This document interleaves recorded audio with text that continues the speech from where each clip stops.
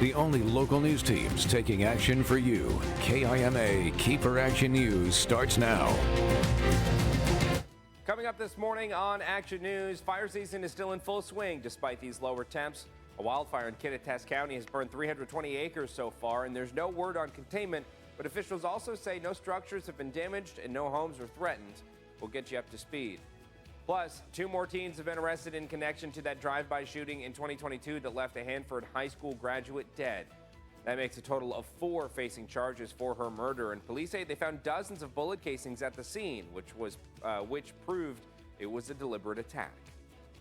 And a tradition at the Yakima Red Cross is giving blood donors something a bit different than the usual post-donation snacks. It's a popular one for the Red Cross that sets it apart from other blood donation sites in Yakima. With the blood shortage across the nation, it's a unique way to get people in the door. We'll have that story and more coming up as you start your day with us right here on Action News.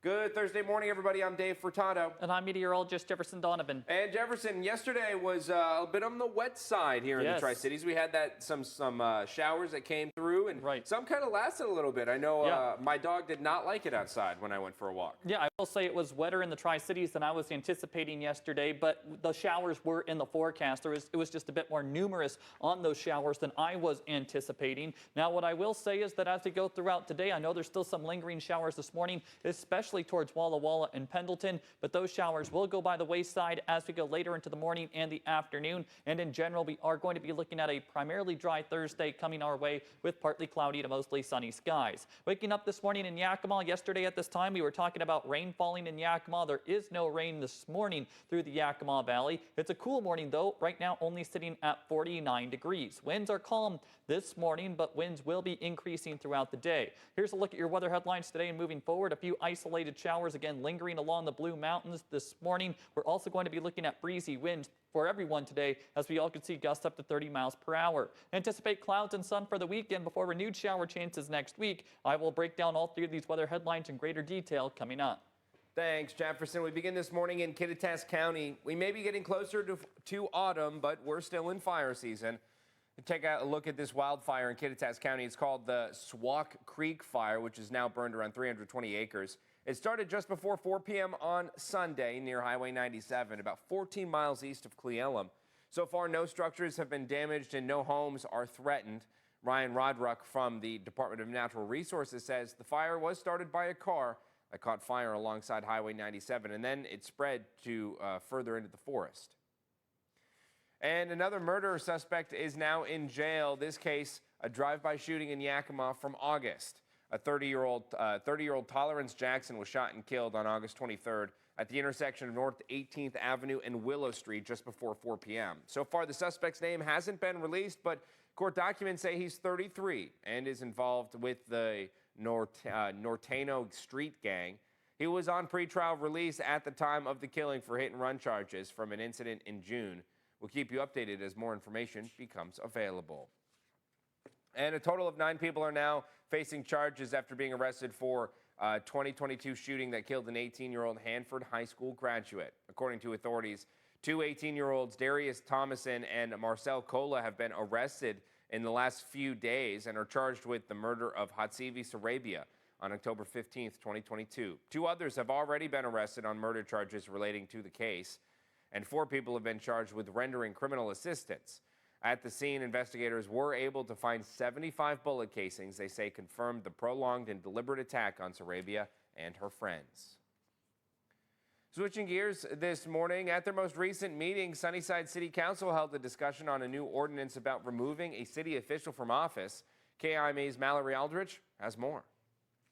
At Monday night's City Council meeting, the Council reviewed and deliberated on a new ordinance that was introduced at their last regular meeting. I'd like to bring back for reconsideration an item that was voted on at our last regular council meeting involving dismissal of mayor, deputy mayor from office. Originally, it was intended for public hearing today, and in the way that it was done this last time, there was no council discussion whatsoever on that vote, and I would like to give council an opportunity to discuss that and get maybe feedback from staff or whatever. The council then went on to discussing their opinions on the ordinance. I think the reason we need to reconsider this is because this whole ordinance was not taken through the proper channels to be brought before the council. Because the ordinance wasn't brought about the proper channels, Councillor Hart suggested it get transferred to the Rules Committee, and that is when things got heated. So actually, there is no legal requirement for us to take this to the Rules Committee. It's just, the Rules Committee is an advisory committee. When you present an ordinance, it needs to go through the proper procedures. I do not believe that this particular ordinance recommendation was gone through the proper procedures. Mr. Mayor, if you remember, about a month ago, I voiced my concern to you about the rules and procedures.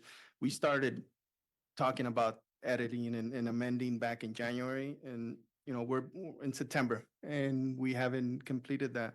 I've heard you say time after time that this takes time. This is a long process, but that's why we were voted into these seats, to make these decisions, to take the time out of our busy lives and to make it happen. Now I feel that anything that we send to rules and procedures, it's pretty much a way to make it go away.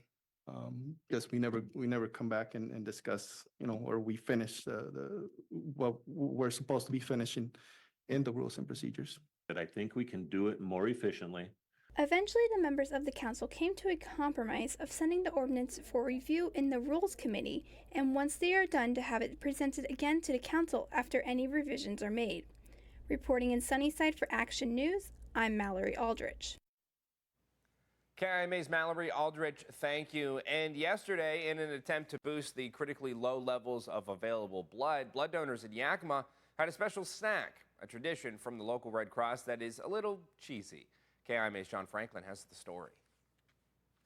Yeah, it's definitely more special than your regular blood drive. Usually after you donate blood, you are given water, a cookie, maybe a juice box. However, one day a month at the Yakima Red Cross Donation Center, you can get a cheese sandwich. It's a very popular day, yes. Jayanne Chakan has been making these cheddar delights for decades. For me, it started 21 years ago. But rumor says it started long before. I was told, and I don't know if this is true, but I was told it started as during like the war days, because it was a cheaper sandwich to make, and so that's the story I heard. This is a tradition that Red Cross blood donors look forward to, and it makes the Yakima Red Cross different. And then for a small time, we took the cheese sandwiches away, and the donors got pretty upset about it, and so we brought it back with a special cheese sandwich day. Another thing that makes the sandwich different, besides the fact that you get it after donating blood, is that one side is white bread and the other side is whole grain wheat bread. It's a super special cheese sandwich. We get asked for the recipe quite often from donors, so we have recipes in the canteen for them to take home as well. Reporting in Yakima for Action News, I'm John Franklin. KIMA's John Franklin, thank you. And the Red Cross is in urgent need of blood donors, offering other incentives as well as cheese sandwiches. All the details are up on our website, kimatv.com.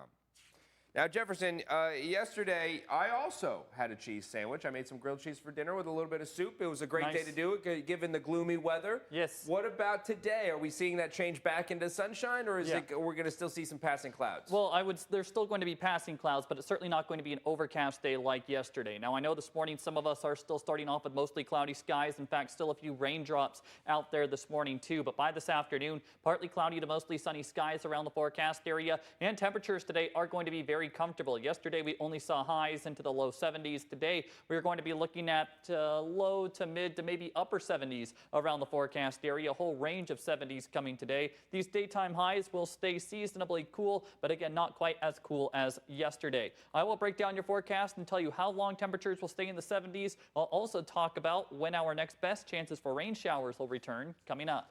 Thanks, Jefferson. The time now is 5:09. Coming up on KEPR KIMA this morning, we talked the 9/11 Memorial in Kennewick. Hundreds from around the Tri-Cities went to Kennewick to see one of the only pieces of the World Trade Center on display across the country and to pay their respects to the thousands who died. After the break, we'll bring you to the memorial ceremony. But later in the show, national news. Fire crews in Southern California are still battling wildfires that have destroyed homes and forced evacuations. Meanwhile, a Category 2 hurricane made landfall in southern Louisiana, which knocked out power to tens of thousands of customers. We'll have all of those details in national news. And in health news, way more Americans have atrial fibrillation than previously thought. That's according to researchers at UC San Francisco, which say patients are skewing younger. We'll talk how many folks are estimated to have AFib. But first, we have to take a quick break, so don't go anywhere. We'll have more news and weather headed your way.